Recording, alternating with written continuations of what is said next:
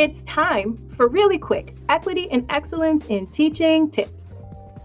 I am your host, Michelle Singh, an educator, professor, author, student, and mother. I'm happy to share this topic from the Equal methodology, which is a framework for diversity, equity, and inclusion in education. So let's get right into our conversation.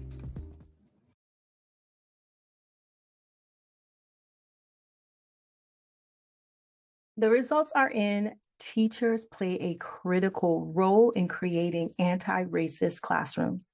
As an educator, I have seen the power of anti-racist teaching practices that transform the lives of students and narrow the gaps in our education system. From the joy of building genuine relationships with students through open and honest conversations to the excitement of personalized learning through tailored assessments and diverse perspectives, I have been witness to the critical role that teachers play in creating anti-racist classroom spaces. I will never forget the look of amazement on one student's face when they realized their strengths and areas of need through a learning inventory, and the pride that they felt when sharing their journey with their peers. I have seen the increased engagement and motivation in students as they experience a curriculum that reflects their cultures and their experiences and their perspectives. Teachers have the ability to bridge the achievement gap, the hope gap, and the cultural gap, and in doing so, create a brighter future for all students. It is a calling, and it is our duty to empower and uplift students, especially those from historically excluded groups, and we can do that through anti-racist teaching. So for today's talk, I want to share 3 anti-racist teaching tips that you can implement right now.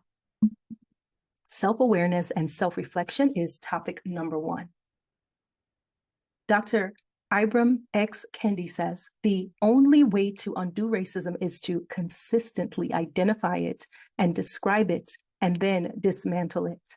So we must start with self-awareness and self-reflection. Uncovering the root of our prejudice starts with taking a hard look at ourselves. We must engage in self-reflection and examine our own experiences and our beliefs and our assumptions to understand how they shape our teaching. Our unconscious bias, no matter how deeply ingrained, must be brought to light and must be examined. In the classroom, we have to pay attention to how our biases surface. So think about this. Do you have preconceived notions about certain students? And it does not have to be by, race or ethnicity or gender, the typical things that people mention. It could be something like how we view leadership. What does a class president look like? What characteristics do they hold? Are these your shy, reserved, introverted student? Why not? What about the age of students when they are proficient with technology? Are older students more proficient because they are older? Think about scenarios like that, right? Do you assume that certain students must fit a certain mold? And then challenge these biases and don't limit your perspective to just race or ethnicity or even gender. Ask yourself if you have biases based on, socioeconomic status and ability and age and religion and culture and language and geography and appearance. When you notice yourself having a certain idea of what students should be, question it and work to dismantle it. Now that we've talked about self, let's jump into topic number 2, which relates to gaps. Uncovering what we're going to call cultural blind spots in your curriculum is really a crucial step in promoting anti-racist teaching. We must actively seek out and identify these gaps in our teaching, in our units, in our curriculum, in our content, and work to fill them with a more inclusive, diverse perspective. Meaning, where can we modify? Where can we enrich? Where can we supplement that traditional stuff so that it is more inclusive? Bringing in voices and perspectives from historically excluded groups by incorporating books and articles and media and other texts written by authors of color, indigenous authors, and other underrepresented communities are a start. We got to embrace different perspectives and experiences, both from historical events and from figures and from contemporary voices who represent diverse communities.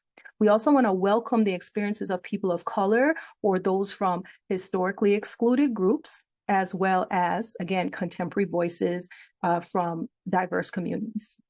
So think about this in subjects like science or math, for example. We can shed light on the ways in which racism has impacted maybe scientific and medical advancements, right? We can talk about the story of Henrietta Lacks and the Tuskegee syphilis study, right? That could be definitely done in secondary level. In elementary school or in elementary classrooms, we could talk about how to foster empathy, right? By teaching students about historical figures of color like the Reverend Dr. Martin Luther King Jr. and Harriet Tubman and Nelson Mandela, and providing opportunities for students to practice that empathy that they learn about and see in those historical figures. And they get to practice them and those interactions with their peers and with others. So now that you've heard a bit about gaps in the curriculum and the content, let's move on to topic number 3, which is community. So let's cultivate a culture of empathy and compassion, both in and outside of the classroom. We can lead by example by modeling compassionate behavior in our interactions with students and with colleagues. And to truly understand our students' emotions, engage in active listening by asking open-ended questions and paying attention to their words and their tone of voice and their nonverbal cues, that is going to require us to demonstrate a lot of empathy. And that is how we're going to be able to truly understand our students and engage with them and really show a genuine interest in understanding their experiences. Next, we have to give students the opportunity to make a difference in their communities, right? By incorporating service learning into the curriculum. So we can partner with local organizations and agencies to provide hands-on service opportunities that align with the subjects that we're teaching. For example, maybe we have a science class that can team up with the local zoo to learn about animal conservation, and then they will participate in a community service initiative. For example, there's a service initiative called Gorillas on the Line, and I actually helped with a project similar to this with some students from a school district, from different schools, where they did learn about animal conservation from a local expert at the zoo. And they then collected old mobile phones for recycling and donated them to the zoo for the Gorillas on the Line initiative. These students were given a fun and meaningful learning experience while making a positive impact. And it was a wonderful experience to work with this incredible team to get that project going. So I want to shout out Donna and Ron for this incredible, incredible project. All right, folks, we are at the end of our discussion about anti-racist teaching tips to implement right now. And we are going to review them really quickly. Number 1 is to start with our own awareness through self-reflection.